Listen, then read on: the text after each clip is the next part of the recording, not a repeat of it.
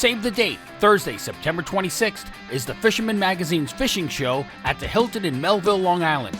Doors open at 5 p.m. and the first 500 through the door get a bag full of fishing gear worth more than the $20 admission. Inshore, offshore, surf, we cover it all. Fishing seminars from the Sharpies. Great deals on tackle. A giant raffle. You don't want to miss out. Want to be an exhibitor? We still have a few tables available, but they're going fast. Contact the Fisherman at 631-345-5200 for more info. See you there. Hey, on this week's weekly video fishing forecast, you can expect coverage on what to expect at the Fisherman's Big Show and Seminar next Thursday night. Also, we have a preview of the digital edition of the Fisherman Magazine this week, an open boat special on the mullet run that's happening right now, and we have reports and events from around the island. The fishing news is sponsored by these fine partners.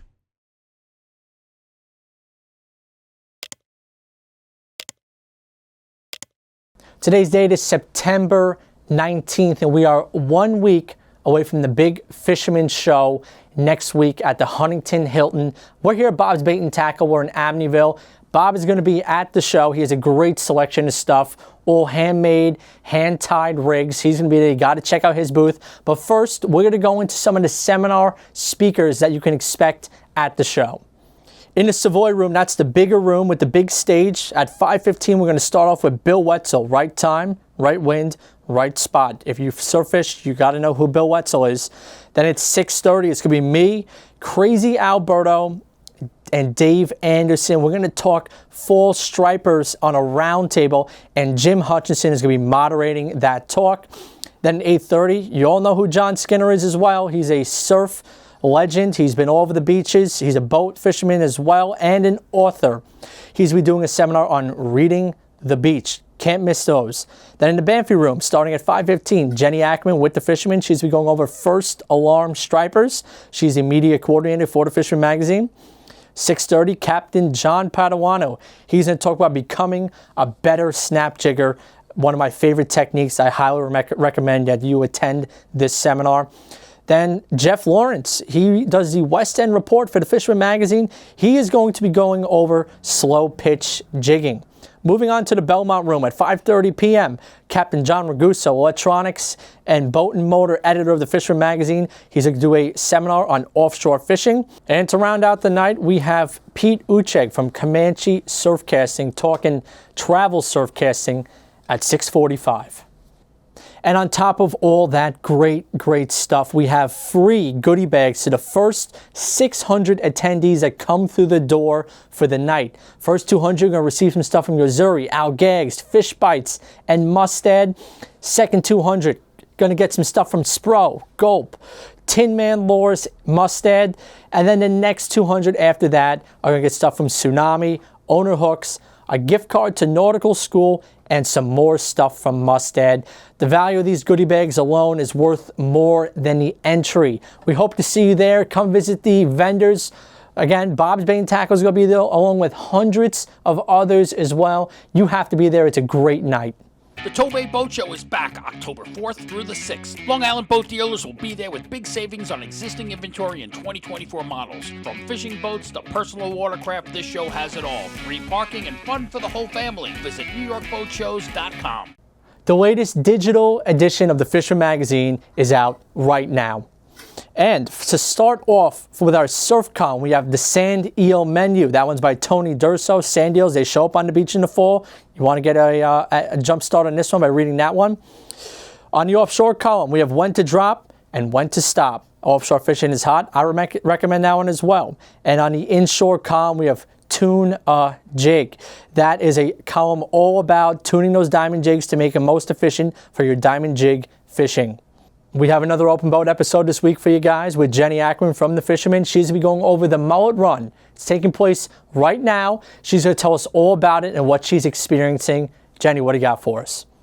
Hey everyone, welcome to this week's open boat. And as promised last week, I went into the mullet bite, but specifically using them for fluke. This week, we're going to go into the history of the infamous mullet run we get here off our coast. Now, this is a excellent time. It's like the turn switch to get people ready for the fall run here in New Jersey. And if it happens, it's always a teetering point on, are we gonna get mullet? Are we gonna see this bite kick off? So in the past, from what I've experienced with the infamous mullet run, is we have a whole operation. You go on the beach, you can see the mullet in the schools, and they do a specific little ripple pattern in the water, and you'll cast net them, and we'll take them back to the local tackle shops, bag them up, and sell them to you anglers. A lot of the times, the mullet are sold with the orange float mullet rigs, the ones that come with the long spear and the hook that comes off, and people throw them out whole for either bluefish or striped bass. In the past, I've seen a usual major uptick in bluefish during the mullet run bite, which for the mullet lords here, we use that as a tactic for netting mullet. I will cast out, hook into a bluefish, and as it comes past the second bar, it will spook the mullet in closer to get all the netters to, you know, see them and net up some mullet. So it's a whole operation, and it is just so much fun because, like I said, it kicks off the fall season. You know, we got the cooler temperatures, we got the water cooling down, we got the fish on the move, they're ready to eat, and us surf casters are ready to catch. After the long 3 months of the summertime, you know, we all have that itch. So that's just a little bit about the mullet, specifically the striped mullet, you know, striped mullet for striped bass and bluefish, of course, you know, that's what I get excited for. I love a good bluefish bite. And the one thing with the mullet run is you can get them on topwater. Like, you can't get me more excited than a topwater bite, especially with bluefish, because they go absolutely bonkers. But don't get me wrong, there are stripers in the mix, specifically based off of where you go in the area. You will get lucky and you'll get, hopefully, you can brag about it as your first fall run fish of the season, like that first alarm striper. But it's just a ton of fun. Like I said, it's a whole operation. And on next week's open boat, I'm gonna take you guys with me to show you the whole mullet lord operation that I've been a part of for many years. It's a great tradition for me. It's a ton of fun going down there and just watching the whole operation. And it's not even just one person netting mullet, it's a whole group of people, because, you know, we gotta have a little competition in the mix here, who gets the most mullet. And hopefully next week, we're gonna aim for, I don't know, I'm gonna lowball it here, maybe 50 dozen mullet, but I think we can easily hit triple digit mullet, because there has been not even whispers anymore. It is full on, let's go, we're netting mullet now talk. So stay tuned for next week's open boat. I'm already like so excited to go down there and just show you guys the whole mullet lord operation, but definitely stay tuned and get your stuff ready. That's all I gotta say. Get your surf gear ready. Like, let's go. I'm so ready for the fall run season, and I hope you guys are too. Dust off the waders, check your line, your braid, make sure everything's fresh. Check your hooks, replace your hooks, get your stuff rolling. Get out there, let's go. I'll see you guys next week. For more than 20 years, anglers everywhere have come to know one thing, that nothing says no to fish bites. Next up, we have a Dreamboat and Coastal Kayak Clash update. And now the Dreamboat Fishing Challenge entries for the week. We had only one entry this week, and that was from New England subscriber Fernando Gaige from Seymour, Connecticut, with a sea robin weighing in at 2.31 pounds, and that was weighed in at D's Bait and Tackle, placing him in 10th place in the sea robin category. The leaderboard still stands at Scott Waterman with 17, Brian Zembreski with 12, Anthony Savino at 10 points. The fall run is on, so fish hard. There's still plenty of time to enter your fish to win that Steigercraft powered by Yamaha and many other great prizes. But you must be a Fisherman subscriber to enter. Another great reason to subscribe. It was a slow week in the CKC with just one fish landing on the big board. Mark Carlson took second place in the sea bass category away from Justin Oser with this 21.5 incher, which had some major implications on the top three. Bob Wagner and Justin Oser are now locked in a virtual tie, but tiebreaker rules dictate that the angler with the largest fish between the two tied participants will earn the higher placement, which Bob Wagner does with his 48.5-inch striped bass. The top of the leaderboard now looks like this. Todd Trailens remains in third place with 5 points. Justin Oser drops into second place with 10 points, and Bob Wagner stands as our new leader with 10 points thanks to his heavyweight striper. All right, let's check in with the upcoming events we have going on right now. First up, we have Scotty's Offshore Shootout. That tournament is going on right now, and it's ending on September 29th. Then again, you cannot forget this one. September 26th is the Fisherman's Surf Inshore Offshore Fishing Show and Seminar. Just went over those details. Again, you got to be there. Highly recommended. It's a whole night of fishing. Check that one out. September 27th through the 29th is the Fred Galafaro Memorial Surf Fishing Classic. That's a great event. I'll be there at that one. Then also the 27th to the 28th is the 4th annual Fall Fishing Showdown. And on the 27th to the 29th as well, in Montauk is the Corkers Cup Challenge hosted by Montauk Surfcasters Association. Then October 4th through 6th is the 47th annual Tobay Boat Show. And on October 17th through 19th, I just did a podcast with him the other day, Mr. Poseidon's 4th annual 3-day Montauk Striper Challenge. For more details on these events, visit thefisherman.com/events. Helmmaster EX. This award-winning system features the first single-engine joystick with digital electric steering and new autopilot capability. See Helmmaster EX in action at a Yamaha Outboard dealer or visit YamahaOutboards.com. All right, let's head over to the map. I'll tell you guys some reports that I received in this past week. Starting off, we have James Alfala. He fished on Sunday with his wife near Jessup's Neck, and he said to me, we caught a boatload of nice-sized weeks, some 18 to 25 inches. Although we battled the east wind for half the day, it subsided in the afternoon. It was a gorgeous day out. We used vertical jigs and caught at least 25 of these fish and a ton of porgies. There were some small ones, but there were some jumbo porgies mixed in as well. Then moving on, we have Jackie Mendick. She caught this 9.3-pound fluke fishing by the Montauk Lighthouse on the Miss Montauk. It was a beautiful summer, sunny day, and I was dragging my fluke strip along the bottom when I felt like there were a bunch of rocks. Lifted up, started to reel slowly, and I thought I had hit a snag. It was very heavy, and I felt the head shakes. I set the hook and started to reel it toward me.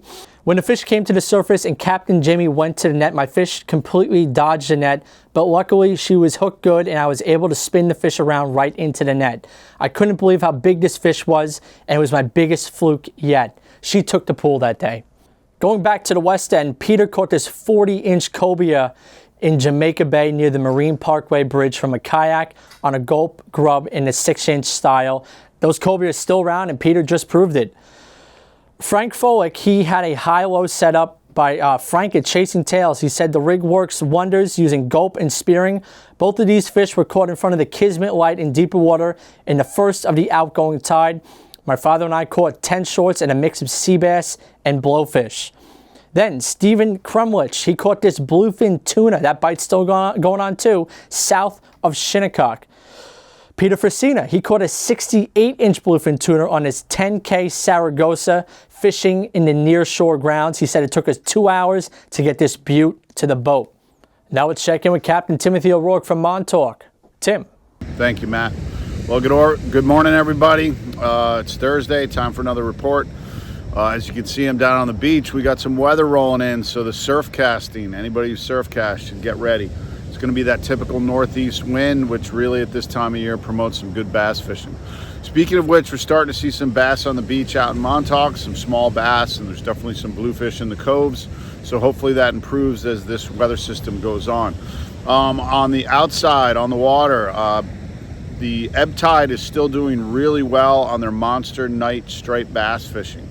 That's going really good. They're catching some big fish, and they've been doing really well with that, so maybe check it out if you want to get a big monster slob over the rail. The fluke fishing is still really consistent off Montauk. There's some nice fishing going on. I got pictures of the Double D with a nice catch yesterday, so keep that in mind. Hopefully this weather system doesn't change that. The offshore tuna bite, I should say the inshore tuna bite, which is within 10, 15, 20 miles, is still doing really well. Got a picture of a nice bluefin that was caught by a couple young local guys in Montauk. And I don't know, again, this weather may or may not change that. Fly light tackle fishing, we're starting to see some false albacore. It's not gangbusters like it should be, but this weather should start kicking things up as the bait moves. There's plenty of bait, so the fishing should start getting really good. All right, guys, again, my Casttoberfest is coming up Sunday, October 13th. We got a lot of great raffle prizes sponsored by Montauk Brewing and Sage Fly Rods. Full rod and reel setup by Sage, some Costa Del Mar sunglasses, a bunch of other really good raffle prizes. So if you got some time, Columbus weekend, come on out to Montauk, enjoy some barbecue and some beer and cast some fly rods. All right, Matt, back to you. Thank you. For nearly 90 years, the Viking fleet from Montauk has been putting anglers on the fish. Whether you jump on a half-day trip, fish the deep for an overnight adventure targeting big game, a day trip to Block, or a sunset cruise, their experienced captains and crew have you covered. VikingFleet.com. From Sag Harbor, we have Will and Andy. Thanks, Matt. Report this week out of Sag Harbor. We have stripers and bluefish starting to get more and more active as we move into the fall run. Getting some, better reports from kind of the striped bass out east, and we're getting reports of everything, obviously from smaller snappers all the way to cocktail blues, and hopefully getting into the gator size by us in kind of Peconic and Gardeners as well. On the inshore tuna front, there's continuing to be some solid action south of Block and south of Montauk. Definitely pretty close to shore and in range for a lot of small boats, which is great. And as the water is heated up to the peak right now, we also have mahi, which are a lot closer to shore than a lot of people think, guys. So be sure to check out those lobster pots when you working your way offshore, because those are always a welcome treat. Thanks, Will and Matt. So report this week also out of Sag Harbor. The black sea bass porgy bite still remains pretty strong, guys. Whether that's on gulp or on bait, or even artificials and jigs of that nature. It's still been pretty strong, even some nice jumbos in there. We've heard some good reports of those, perfect for ceviche. And also the fluke bite's been pretty decent. Has been hit or miss throughout this year, honestly, but it has picked up a little bit. And we're hoping that continues through, the last month or so of the season. And finally, also, in addition to what Will was talking about out further to the east, don't forget also the false albies have come in, and those were always a ton of fun as well, throwing either topwater poppers or little deadly dicks or anything of that nature. Really, it's a ton of fun on light tackle, and really a great time. So anyway, back to you, Matt.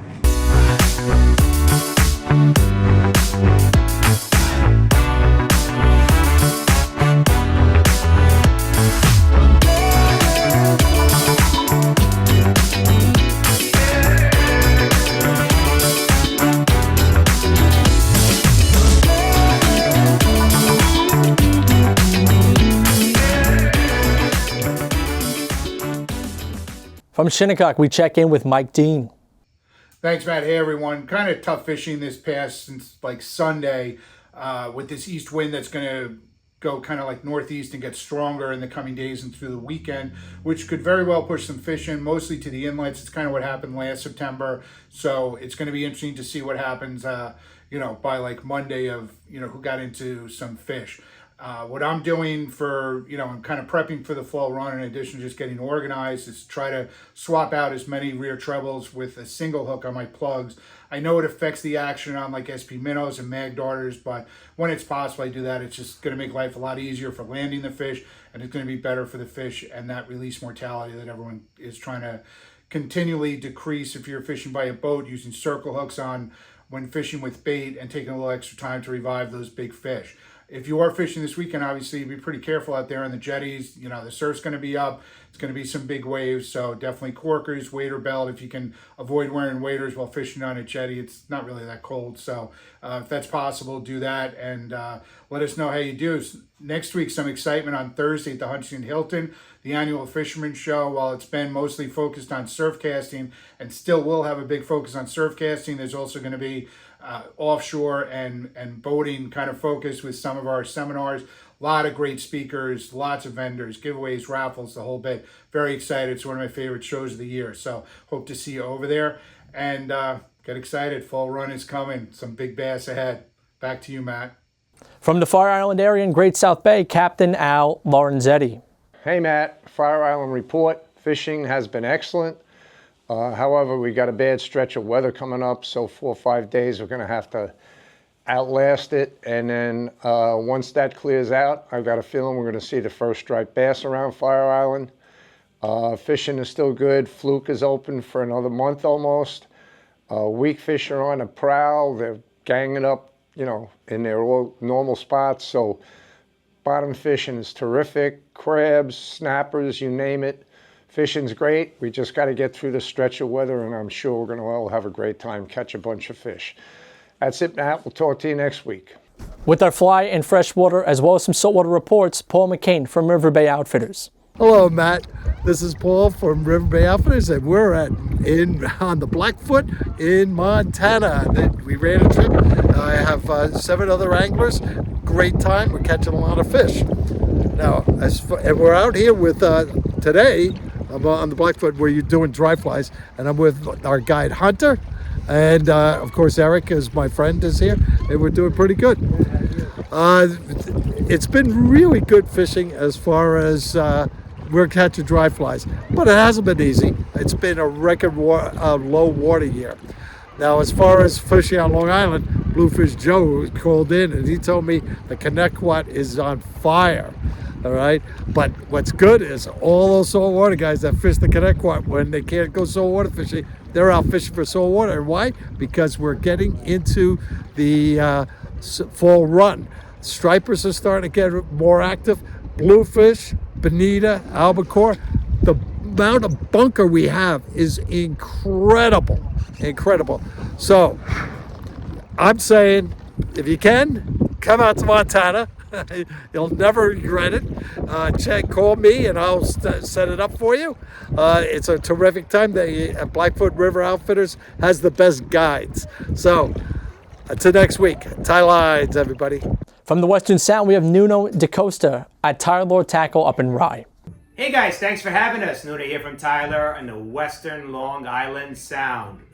Weather this coming week is brutal. Lots of east wind. Offshore looks like a pretty much total washout. Inshore, we might be able to get little pockets, but I'm telling you, the weather stinks. That being said, the offshore fishing had gotten off to a good start this past week with the canyons blowing up with yellowfins at time. Absolutely spectacular fishing on the chunk for a lot of guys. That being said, the bluefin bites seem to taper off on the inshore grounds where the big fish were still around, but the numbers were down big time. But that could all change, you know. This northeast wind tends to change things around, and we can blow up into incredible fall fishing, so we'll see what happens. You know, it's going to be hard to tell until this blow is over. Inshore fishing, as you've seen by our recent post, the bluefish have blown up, stacked at times within reach of our local guys here. The metals, the diamond jigs have been the key with the occasional flutter spoon action. These fish are stacked from mid-water down to the bottom with the occasional flare-ups that you'll get them on the poppers. That being said, more striped bass. Some 40-inch fish was caught this week by Bluefin Sound charters. So there's some bass around now locally. Porgy fishing still remains good, as you can see with the party boats. Fluke fishing, I don't know what's going to happen. Got a couple of weeks left. We already have green crabs in stock for the preseason Blackfish guys. Officially opens up October 11th. We are going to be in Melville next week, next Thursday for the Fisherman show, guys. We're going to be in Long Island for the first time, showing up with our custom collaborations. So check us out there. It's going to be at the Hilton in Melville. Check out the time on Thursday from 5 p.m. It starts. Come check us out there, guys. But anyway, tight lines. Enjoy the week. Hopefully the weather, we get little windows out there. Good luck.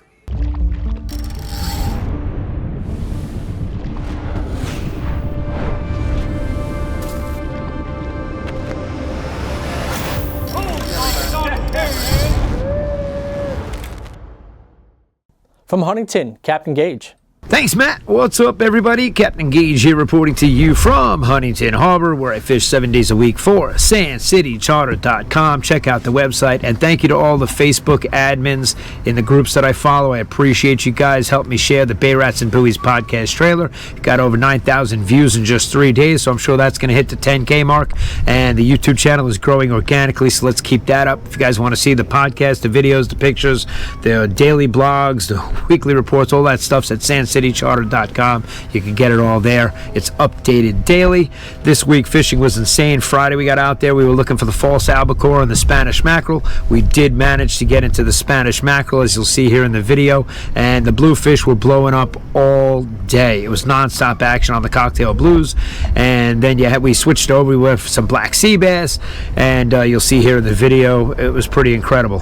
So while we were doing all that, a pod of dolphin came swimming by. It looked like it was all cows and calves from what I could tell. And guys, keep in mind, federal law requires boats to stay 50 yards away from the dolphins when viewing them. So if you want to take pictures and video, it's better to keep your distance and zoom in to get your shots and stay away from the fish. This way they're happy to be here and we get to see them often. So fishing was great on Saturday too. Saturday morning we had a Anton Jr. repeat customer. They've been out with us 3 times so far this year, and they wanted to switch it up and do a different bottom fishing, so we went for black sea bass, and it was non-stop action all day. We pulled up probably close to 75 fish just between the two of them, and that was a blast. Sunday was a great trip. We got to take out Kara, Dan, Parker, Max, Lily, and Papa Doug joined them. So this was a great trip, 6 people, but Lily stole the show. She was using our dock runner ugly stick made by Shakespeare, and she was bending this thing in half. It was unbelievable. Doubled up on giant porgies, and you'll see here in the video her brother Parker was having fun netting the fish for her. Mom was filming them, and they were all fishing. They caught 100+ fish. They've already recommended friends and family to come join us, so if you want to get out there and do that, we'll be out there this week on the bass, so stay tuned for those videos. Wishing everybody bent rods, tight lines, and I'll see you out on the water. Back to you, Matt.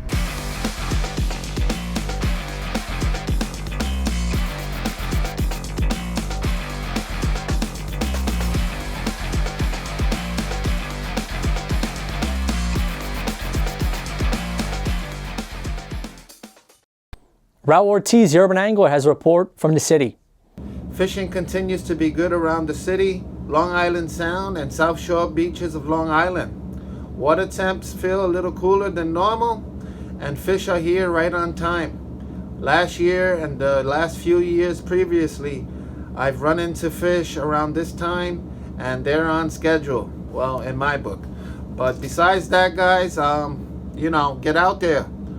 SP minnows have been working, metal lips, plastics. It seems like the fish are after the bigger baits now.